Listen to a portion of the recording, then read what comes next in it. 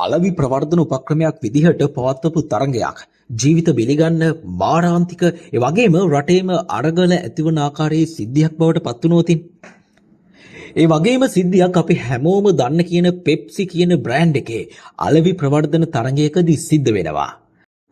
අද පෙක්පෝක් අපි කතා කරන්න යන්නේ එදා පෙප්සි ආයතනයේ ගනිපු අලවි ප්‍රවර්ධන උපක්‍රමය නිසා හටගත්ත දරුණු අකරතැබ්බය ගැන.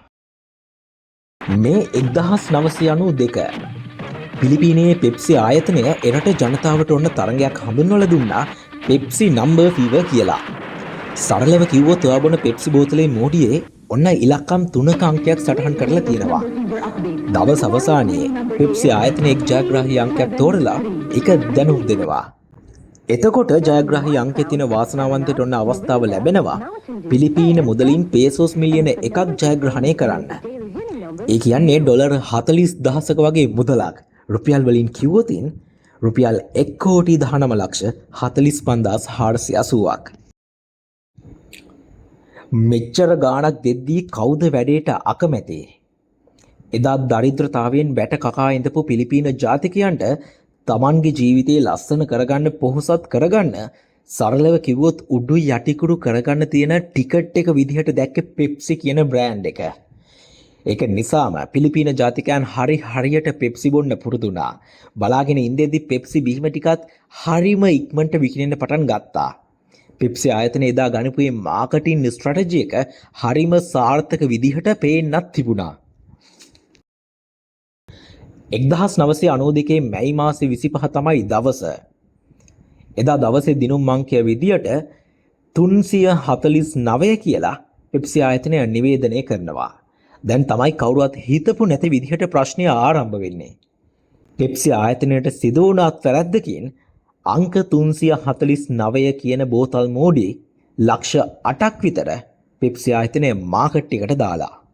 ඊළඟ දවසේ මිනිස්සු සෑහෙන ගණනක් එයාලා තරගයෙන් ජයග්‍රහණය කරා කියලා හිතාගෙන පෙප්සි ආයතනය ළඟට ආවා.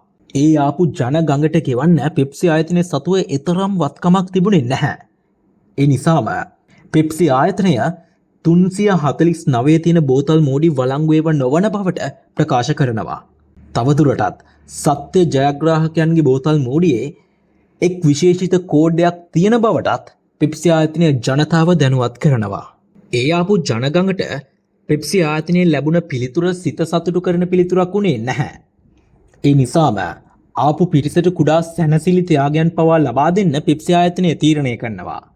හැබැයි ලක්ෂ ගණනින් එකතුණු ජනතාව එක හෙලා මේ සැනසිලි ත්‍යාගයන් ප්‍රතික්ෂේප කරන්නේ තමන්ට ලැබෙන්න තියෙන පේසෝස් මිලියනය ඉල්ලමින්.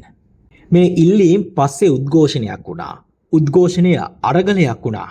මිනිස්සු වාහන පුච්චන්න ගෙවල් ගිනි තියන්න පවා පටන් ගත්තා. ඒ අතරවාරයේ තැනින් තැන බෝම්බ පිපිරීම් පවා සිදුවෙන මට්ටමට තත්ත්වය එන්න දරුණු වුණා.